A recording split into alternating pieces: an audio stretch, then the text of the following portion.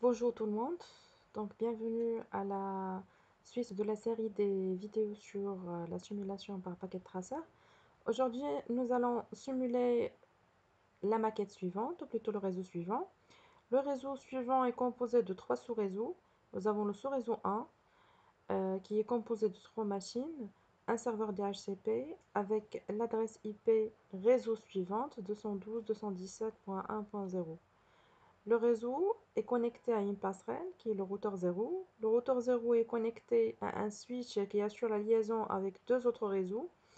Le réseau qui comporte le serveur DNS, c'est le sous-réseau 2, avec l'adresse IP réseau 212.217.2.0. C'est une adresse de classe C. Du coup, le masque sera 255.255.255.0. Ce deuxième réseau est éventuellement connecté à un troisième sous-réseau.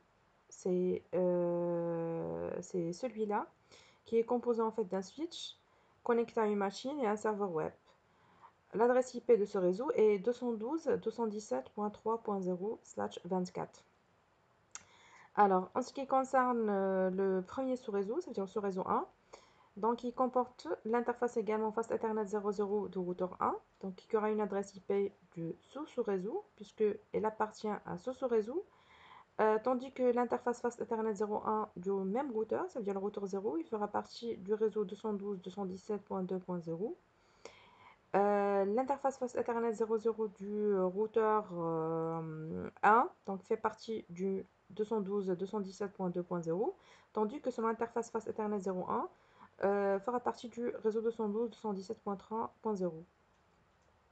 Alors, en fait, cette vidéo, ou plutôt cette simulation, va se présenter sous la forme de trois vidéos. Comme ça sera des vidéos qui sont plus ou moins courtes. Dans la première partie, nous allons activer le serveur, simuler plutôt le fonctionnement du serveur DNS et du serveur web grâce à un routage statique. La deuxième vidéo, nous allons reprendre la même chose, ça veut dire un serveur DNS et le serveur web, éventuellement cette fois avec le routage dynamique. Et la troisième vidéo, nous allons simuler le fonctionnement du serveur DHCP sur un réseau local et puis la fonction de relais sur les réseaux, sur les autres réseaux. Alors, j'ai commencé déjà par configurer les adresses des machines, comme ça on va directement à la configuration des interfaces du routeur. Donc, je vais sur routeur 0. Bien sûr, la configuration peut se faire par deux moyens. Soit vous allez directement à la partie configuration, vous sélectionnez l'interface concernée par la configuration et vous saisissez l'adresse IP. Ou bien vous allez au mode CLI. Donc, je vais faire un exit pour revenir et vous montrer un petit peu le mode de configuration. Voilà, donc je vais faire, d'abord je vais accéder au mode de configuration du terminal. Et puis, je vais changer donc le nom du routeur pour le mettre routeur 0 ou bien R0. Et puis, je vais accéder à l'interface Fast Ethernet 0/0. Je vais lui attribuer l'adresse IP suivante. Donc, 212. J'ai l'habitude de travailler avec des 192. Donc, 217.1.1 avec le masque 255, je sais pas pourquoi j'ai du mal à taper les chiffres correctement. Et je vais activer l'interface. Et voilà, donc je vais passer directement à la deuxième interface.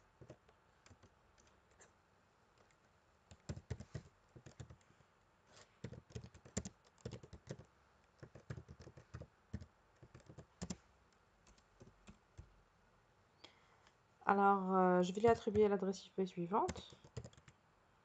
212.217, cette fois .2.1.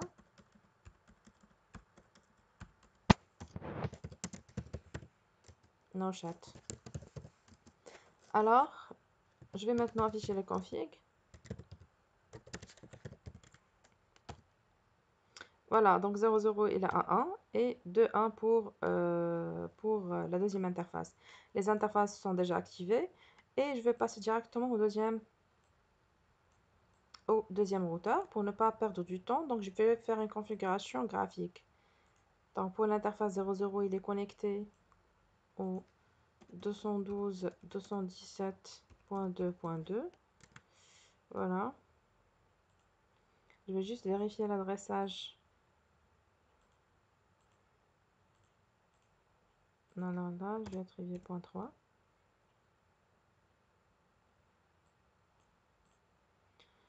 Et voilà, donc il me reste d'activer l'interface. Et je passe à la deuxième. Donc c'est 0,1. Donc il aura 212.217, cette fois .3.1, avec le masque 255, ainsi de suite. Donc si vous avez besoin d'autres explications par rapport à la configuration que je viens d'effectuer, n'hésitez pas à les laisser en message. Donc j'ai oublié d'activer l'interface. Et voilà, maintenant le réseau est opérationnel côté adressage. Je vais essayer maintenant de configurer dans un premier lieu le routage statique. Le routage, bon, avant de passer directement à l'option de routage, je vais commencer par la configuration du serveur DNS et du serveur web. Alors au niveau du serveur web, qu'est-ce qu'on va faire? Nous allons sur configuration, nous allons choisir comme service le service web, ça veut dire le HTTP. Et là, vous avez un exemple d'une page HTML qui affiche Welcome to Packet Tracer, the best thing since Packet Tracer, etc. etc., etc. Donc, je vais dire bienvenue. Je vous souhaite la bienvenue, bien sûr. Alors, à la chaîne Stick Laboratory. Ceci est une démonstration du routage.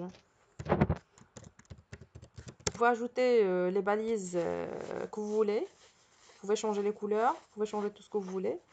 Alors, je vais juste ajouter, plutôt augmenter la taille. Donc, je vais faire plus 5. Si j'ai une démonstration de routage sur package traçage. Voilà, donc c'est bon. Alors, en premier lieu, l'adresse IP du serveur web est la suivante. C'est normalement c'est 200, voilà, c'est 3.2. Tandis que le PC4, il doit avoir 3.3. Alors, je ne l'ai pas encore configuré, donc je vais le configurer rapidement. Donc, c'est 212.217.3.3. Voilà. Voilà. Donc, la première chose que je vais faire, donc je vais tester les réseaux au niveau local. Chaque réseau, il va être testé au niveau local. Donc, je vais commencer tout d'abord par le serveur web, d'accord? Et juste après, je vais passer à la configuration du serveur DNS. Bon, au niveau des PC4, il doit être capable d'accéder à la page web de mon serveur web grâce à son adresse IP. Donc, je vais directement à Desktop. Je vais choisir Web Browser. Et je vais taper l'adresse IP de mon serveur, mais cette fois sans l'adresse IP.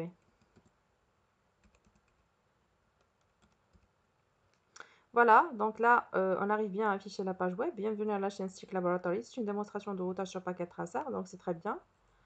Voilà, donc le DNS n'est pas encore opérationnel. Donc du coup, ça va, on arrive quand même à accéder au serveur web, mais grâce à son adresse IP. Je vais laisser le DNS de côté, je vais passer à la configuration de routage. Donc je vais aller sur le routeur 0. Je vais commencer, comme j'ai dit tout à l'heure, par le routage statique.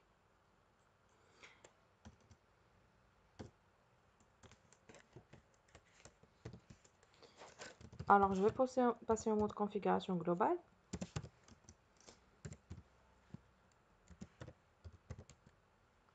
Alors, la route que je vais lui donner, c'est normalement le routeur 0, il n'a pas de problème. Il a accès au réseau 212.217.1.0 et il a éventuellement un accès direct au réseau 212.217.2.0. Qu'est-ce qu'il lui reste? C'est le réseau 212.217.3.0. Donc, je vais mentionner le réseau 212.217.3.0. Alors, pour accéder à ce réseau,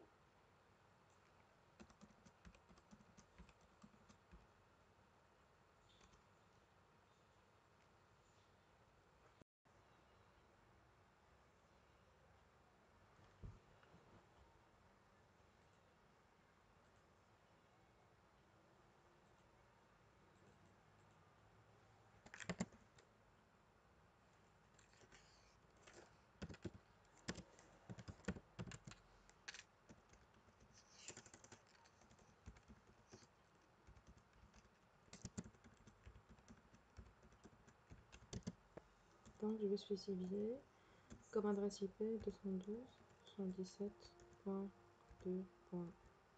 Donc c'est l'adresse de l'interface du routeur correspondant. Ça veut dire celle de face Ethernet 00 de ce routeur là. Voilà, donc je vais faire un exit et je vais sauvegarder la configuration via la commande copie à la ligne config to startup config et je vais cliquer sur OK et c'est bon. Je vais passer maintenant à la configuration du deuxième routeur. Alors de la même façon, je vais juste vérifier rapidement la configuration de l'interface FAST0, c'est 2.1. Voilà, donc je vais revenir à celle du routeur 1.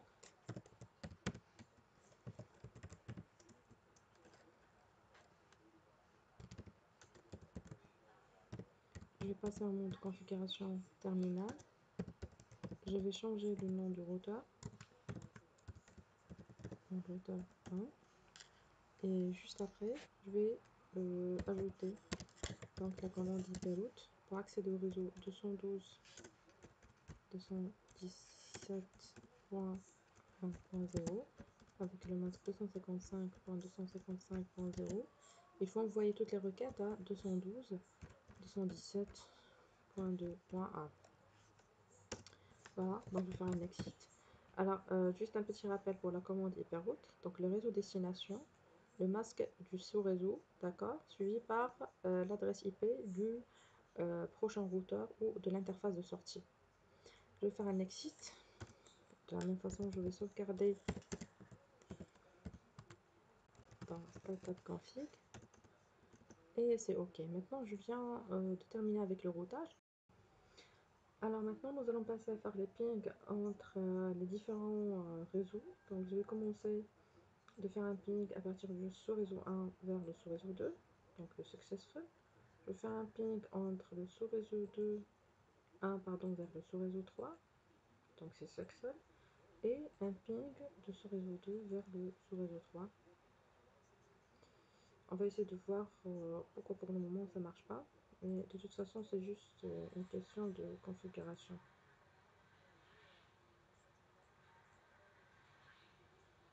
Voilà, successful, donc ça marche. Voilà.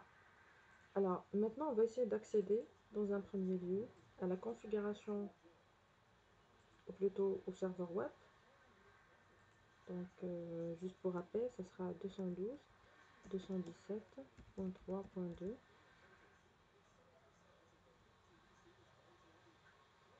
Je vais vérifier rapidement, donc c'est Fast Ethernet, donc c'est 3.2. Pardon, je vais vérifier de ce niveau-là. Donc je n'ai pas encore effectué de ping entre le PC1 et le serveur web. Je vais d'abord effectuer un ping. Ça marche. Donc normalement le PC1 doit être capable d'accéder. Voilà. Donc lorsque je clique sur Go, je récupère éventuellement la page du serveur web.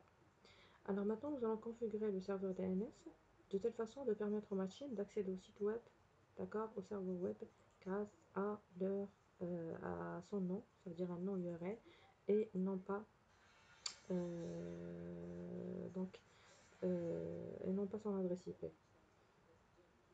Voilà, donc je vais sur desktop, particulièrement configuration. Je vais aller sur global setting. Je vais modifier dans un premier temps le nom, en mettant par exemple labstick.ma. Et là, je vais faire, au niveau de configuration, je vais choisir le serveur DNS, ou plutôt le service DNS, au on. Donc, je vais faire correspondre le www.lavstick à l'adresse IP suivante, donc 212.117.3.2. Je vais faire add. Et voilà. Donc, on va essayer de voir maintenant, est-ce que ça va marcher ou pas. Mais avant, bien sûr, ça ne va pas marcher, puisque je n'ai pas encore saisi l'adresse du serveur DNS au niveau des machines. Donc là, je viens de copier l'adresse. Je vais sur le PC4. Je vais sur IP configuration et je vais saisir l'adresse IP du serveur DNS. Alors, essayons de voir maintenant, est-ce que le PC4 pourra accéder. www.lastic.ma. Et voilà. Donc, ça marche au niveau du PC4. Je vais faire la même chose au niveau du PC1. D'abord, je dois saisir le nom du serveur DNS, plutôt l'adresse du serveur DNS. Et juste après, je vais sur le navigateur et je vais saisir. Voilà. Et ça marche. Donc pour le moment, nous avons réussi à mettre une place, une maquette, un réseau avec un serveur DNS, avec un serveur web qui appartiennent à deux réseaux qui sont différents grâce au routage statique. La prochaine vidéo sera cette fois sur le routage dynamique en ajoutant cette fois le rôle du serveur DHCP. Merci pour votre attention et si vous avez des questions, n'hésitez pas à les laisser en commentaire.